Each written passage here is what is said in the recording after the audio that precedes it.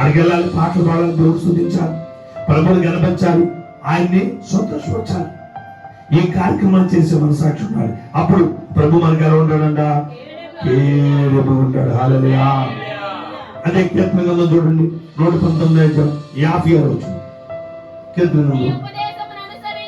నీ ఉపదేశం అనుసరించి నడుచుకుంటున్నాను, ఇదే నాకు వరంగా దయచేయబడి ఉంది. హల్లెలూయా. రోజుల్లో మనకు దేవుడు ఏదైతే చెప్తున్నాడో ఆ చెప్పిన ప్రకారంగా నడుచుకోవడం కూడా అది ఒక వరం అంటండి. హల్లెలూయా. క్రీస్తు శాస్త్రం చాలా మంది కూడా దేవుడు ఏది చెప్తే చేస్తాడు. అసలు నిజంగా ఇది 100-200 వాస్తవం. అలాగే 100కి 90 మంది ఖచ్చితంగా దేవుడు చెప్పినట్టే నడుచుకుంటారు. ప్రభు మనం చెప్పినట్టే రండి. అసలు మనం చెప్తే అయ్యగారు అట్లా చెప్తారు అనుకుంటారు, కానీ దేవుడు చెప్తే మాత్రం అసలు మా కోట పెట్టుకున్నారంటారు, డబ్బులు పెడదాం అంటారు. అదే మళ్ళీ వచ్చి అంటారయ్యా ప్రభు చెప్పాడయ్యా కోట పెట్టండి, సంవత్సరం కొట్టాడు.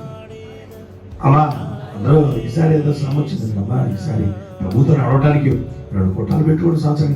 అయ్యారు ఒకటే చాలా కష్టం అయ్యారు. మళ్ళీ వచ్చి అంటారు, అయ్యా ఏం ప్రభా అని అడిగితే సంవత్సరం 3 కోటాలు పెట్టమన్నాడు అయ్యా. అది చెబుతారు, ఇది బాగుంది బ్రహ్మ అడిగినాడు. అది వరం అంటాడు మనకు. ఆమె అలాగే నడుచుకోవాలి. ప్రభువులు చెప్తే మనం